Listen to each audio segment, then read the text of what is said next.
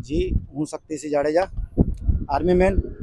आज આપણે એક ક્ષત્રિય યુવાનની હત્યા થઈ જીજી હોસ્પિટલ જામનગર। આ જો સરકારી સંસ્થામાં આવી રીતે થાય તો પ્રશાસન શું કરે છે? જો આવી રીતે 20 વર્ષના 22 વર્ષના યુવાનને જો સરકારી સંસ્થામાં આવી અને કોઈ પણ વ્યક્તિ આવીને મારી જાય તો આ પ્રજાનું શું થાય?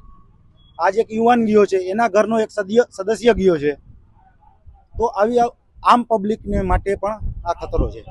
તો સરકારી હોસ્પિટલોમાં પોલીસ તંત્ર એલર્ટ હોવું જોઈએ। જો હોસ્પિટલમાં આ રીતે વસ્તુ થાય છે તો બહાર તો એ લોકો બિલકુલ આરામથી કાંઈ પણ કૃત્ય કરી શકે છે।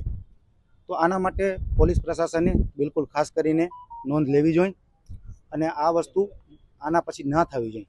શું કારણ એટલે નાની એવી બાબતની વસ્તુનું કારણ લઈ અને આ લોકોએ હોસ્પિટલની અંદર આવી ગુપ્તી છરી આ બધી વસ્તુના ઓજારો લઈ અને ઘટના સ્થળે જ એનું મોત થઈ ગયું। એટલી ઘાતક એને હુમલો કર્યો છે। 5 જણા હતા એ લોકો, બરાબર। એમના એક તો જયપાલસિંહ ચુડાસમા છે અને એમના 5 મિત્ર હતા। બધાના નામ તો મને નથી ખ્યાલ, પણ આ વસ્તુ ના બનવી જોઈએ। જો સરકારી સંસ્થામાં આ વસ્તુ બને તો રોડ ઉપર પબ્લિક બીજી પ્રોપર્ટીઓમાં આ બધી વસ્તુ આમ થઈ જશે અને પબ્લિકને બહુ મોટી ખામિયાબી ભોગવવી પડશે।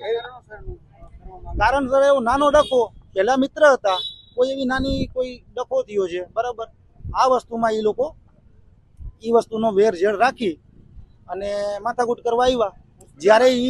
જ્યારે જે આ ઘટના ઘટી ત્યારે ઈલાજ કરવા માટે આવેલા, ધર્મેન્દ્રસિંહ ઝાલા ઈલાજ કરવા માટે આવેલા, પછી એની ઉપર ઘાતક હુમલો થયો છે। સરી હોસ્પિટલમાં બહેનો એ ટ્રોમા સેન્ટરમાં। કેટલા વાગ્યા? આ 12:30 ની કરી રાત્રે।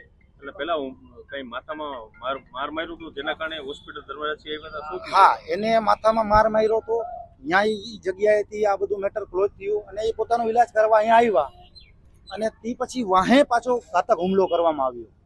પેલા હુમલો કઈ જગ્યાએ કરવામાં આવ્યો? પેલા એ સોસાયટીમાં થયો હતો, એમની હેડક્વાર્ટર પાસે, અને અહીંયા સર્વે સેક્શન ત્યાંથી હુમલો થયો અને એ લોકોનું અહીંયા મેટર ક્લોઝ થઈ અને અહીંયા ઈલાજ માટે આવ્યા એના મિત્ર સર્કલ સાથે।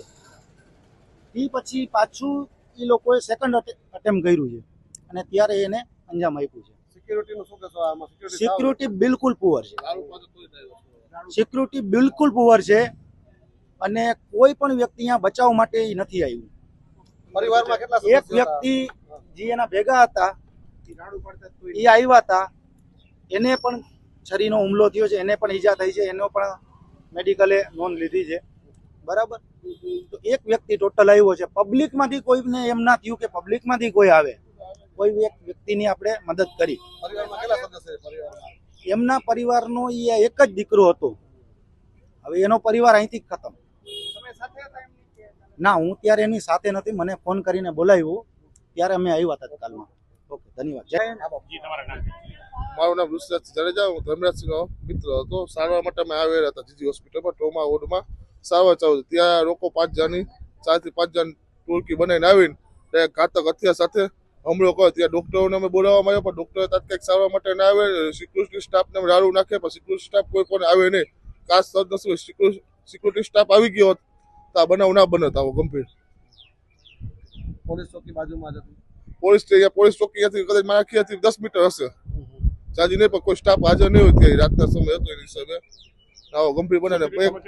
મોટો દુઃખદ બનાવ એ કહેવાય કે આજે આવડો મોટું જામનગર સિટીમાં જીજી હોસ્પિટલ સૌથી મોટું સૌરાષ્ટ્રમાં નામ કહેવાય, ત્યાં સિક્યુરિટી સ્ટાફ આવો બેપરવા હોય તમે કંઈક ને કંઈક 8 થી 10 બનાવ બને છે, ડેડ બોડી ચેરા થાય છે, કૂતરા કરી જાય, તો તંત્ર કરી શું રહ્યું છે?